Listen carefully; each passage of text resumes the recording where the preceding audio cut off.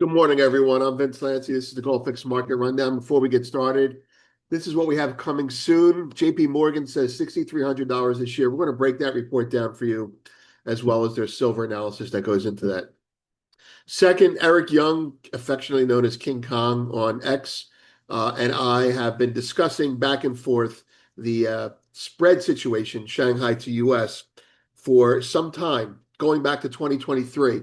And so Eric and I put our thoughts together, and we have a post that'll be coming out on that topic titled tentatively King Kong Weighs In on China Price Changes and Their Implications. Next up, Goldman's desk decrypts what happened yesterday, the precious metals moves in context of everything. Citi is skeptical of retail euphoria, and they have a very nice presentation out to that effect. And then we look at that from a different point of view and see really how euphoric the retail is. There's conflicting information here. Maybe the US is a little bit euphoric, but it's really the Chinese buying that's the euphoria. There's the homepage. The story we're going to focus on is Trump, lower right-hand corner. Trump announces Project Vault, a $12 billion critical minerals reserve, and we'll be going into that in a second. So let's start with the markets. 10-year yields are unchanged. The dollar is up 1. The S&P 500 is up 15. The NASDAQ is up 24. The VIX is down about 20 basis points. Gold is up $239. No fancy this or that. It's gold is up $239, trading 4,900. Silver is up $7.16, trading 86.55, near their highs of the evening. You could see that the Shanghai gold is down and Shanghai silver is down. And I'm smiling because that's what's supposed to happen, thank goodness. And you can see futures are up as well. But the bottom line is, at least you can call it a bounce or you can call it a stabilization, but the market is done digesting the chaos that came out of Shenzhen's LDIC fund. Copper is up 20 cents, 3.5%. So this is not just a bounce. This is really good, actually. WTI is up 4 cents, still very firm. May be breaking out, I think, according to Michael Oliver's analysis. I don't have the numbers handy, nor would I share them. Natural gas is 421, down 6.5. Palladium up 70, platinum up 116, gold, silver is down 2, and grains are mixed. Quick mention, we're going to tell you a little story about the spreads today using this chart and another chart as we move into that section. But for now, let's do the story. Project Vault establishes a $12 billion U.S. critical minerals reserve backed by government financing and private participation. Designed to counter China's dominance in rare earths, the program centralizes stockpiling, stabilizes prices, and gives American manufacturers guaranteed access to strategic materials during market shocks or geopolitical disruption. Basically, Trump just dropped a $12 billion policy bomb on China's rare earth dominance. Project Vault is Washington's boldest supply chain power move yet, and it could permanently reshape how America secures the materials behind chips, jets, and manufacturing. In our other news and analysis, we broke down and wrote up professionally Michael Oliver assessing the post-Friday sell-off in precious metals. That was 3 pages broken down of a 12-page report, and with no pictures and all of our own original work. Silver, emergency halt of UBS China fund tied to global sell-off. We call that, people still aren't talking about it in that context, but that is why the markets gyrated the way they did over the last 72 hours of trading. Xi makes RMB reserve currency push official.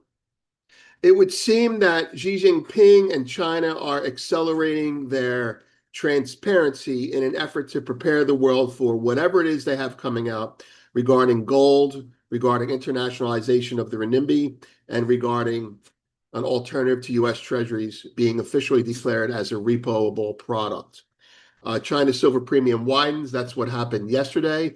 Today, that premium is disappearing, and we're going to go through that very concisely, hopefully, tell you a little story about why that's happening, how it's happening, and whether it's bullish or bearish. Spoiler alert, it's bullish. Founders Sunday comments, Shanghai and solar silver rumors. That was a good one to write. All right, so we did this already. Yeah. All right. Data on deck, Friday, Thursday, Wednesday, Tuesday. Nothing big today. ISM is actually very important, but it won't be discussed that much unless you're on a responsible website. Let's go to, well, let me just show you this first. You guys know we have hats now. So I have a guy working with me now. His name is Charlie, and he's having fun designing hats now. He designed these yesterday. I don't know what he's doing with them, but I think they're actually the really good hats, and I think these are girlfriend hats. So I'll have to check out what he's doing next week. All right, let's go to the charts. Here's the story. What you're looking at there is you're looking at the Shanghai futures price compared to the US futures price. And generally speaking,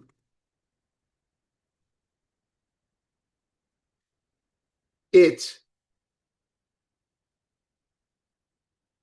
trades at a slight premium or more or less flat, depending on what time of year it is. And then you have a little bit of a premium coming up. And this level here is 6. Now it starts to slope upward. This, by the way, this all started when LBMA started to basically default on their own silver. Then it ramped up further, and then it went absolutely insane, which coincided with silver going to $130 over in China. So this spread got as high as 52. So Shanghai futures were $52 more than US futures, which makes no sense because it's the same silver. It only makes sense if you recognize that you can't take the silver from the US and bring it to China anymore, and vice versa. You can't take US silver, throw it in a boat, bring it over there as easily as you used to, because we are in a mercantilist environment. And then, well, during this day, this is when things exploded as the market was dropping. And now this is today. So there's your chart. Here's the normal behavior. Here's the euphoria. What is the euphoria from? The euphoria is from a single fund. I wouldn't call it an ETF. It's a long only fund out of China, and it was the only vehicle the Chinese had on the equity side to get into silver. It was their version of an ETF, and it was distorted. Every time you bought it, it went up, but there was no one who was allowed to short it. If you're not allowed to short it, then the fund just keeps going up even when silver's going down. As long as people are buying it, it's going up. On that chart, Zero Hedge had used this chart as well. This chart is, and you've seen this at Goldman Sachs reports, something like this. And that chart is tried and true, and we like that. We want to show you another chart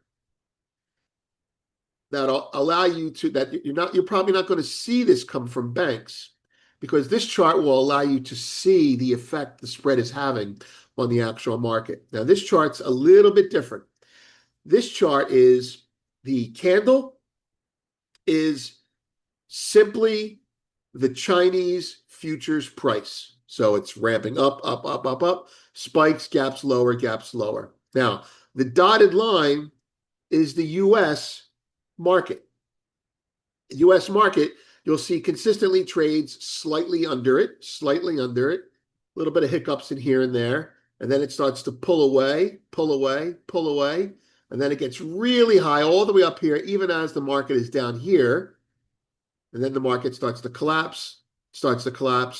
This market continues collapsing, stops, and now reverses rather hard today. Now, what does that mean? Well, it's very encouraging. By no means are we out of the woods yet, but it's very encouraging. What it means is, in China, you had a fund that was, let's call it a rogue fund. It was completely inappropriate for serious trading. And that fund attracted buying even when it wasn't able to be hedged against silver properly. And so when silver was up 1%, it was up 2%. You had all these people piling into this fund, and you didn't have enough silver exposure in the fund to begin with. And so the fund pulled away. And so what you started to see was A normal premium, call it $6, Shanghai to US, started to rise more and more and started to generate a FOMO mentality over in Asia. And that fund got a little bit crazy and it dragged, but it started to drag silver up outside of China. $10 premium, but silver's trading $110 in the US. $20 premium, but silver's trading $120 in the US or close to it. And so as the market's rallying, the spread's widening, but it's dragging everything up.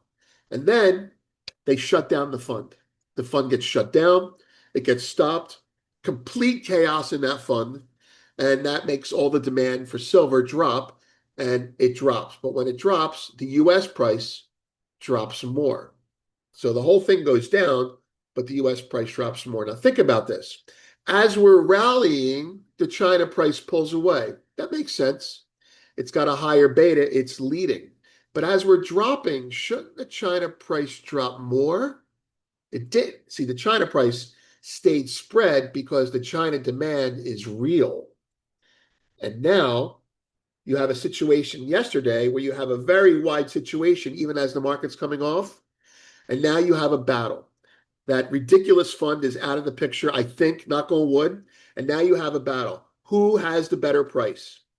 And China's price is down today. US price is up. So they're going to meet in the middle.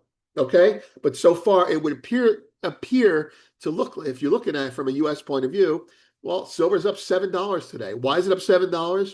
Because China demand is being set loose on the world. Now, Eric Young and I have been studying this for off and on for years, and I've been trading this my whole career. So we're going to have a piece come out that'll give you a little bit more color on how this works. But suffice to say, I won't say that we're at a bottom. I'm not going to make some inane comment like that, but I am going to say that this beyond price shows you that China is projecting their pricing power on the world. Intentionally, Eric seems to think intentionally. I don't seem to think intentionally, but I'm not going to argue with Eric. He's over there, I'm over here. So it would seem to be that China has run out of patience and they're just starting to let loose their pricing power on the world. China has started to set the price, at least in some way, shape, or form. So that's that. I'm Vince. Have a great day.